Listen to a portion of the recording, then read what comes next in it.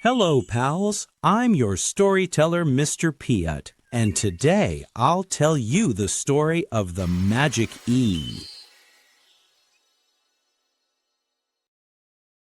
On a beautiful day, in a lush green jungle, the short vowels played tag.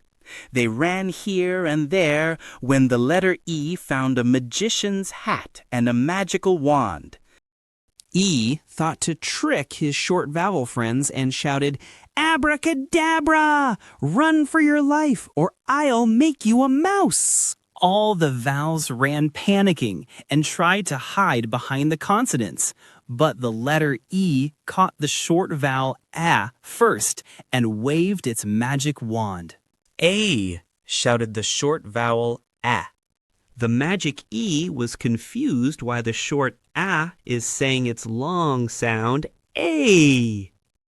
But he quickly thought to catch the short E, and there, the short E shouted E.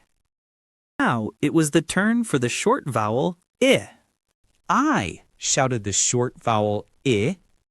"Oh!" shouted the short vowel Ah. Everyone laughed their lungs out.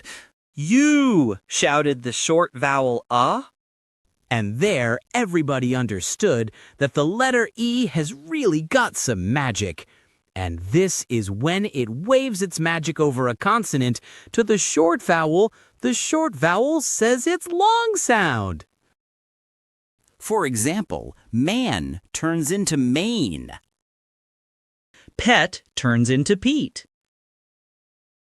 Pin turns into pine. Rod turns into road. And cut turns into cute. Let's not teach kids spelling, but tell them stories to remember the rules with the help of Spelling Stories with Mr. Peanut. Order your set today to give your children the best they deserve. Spelling Stories with Mr. Peanut.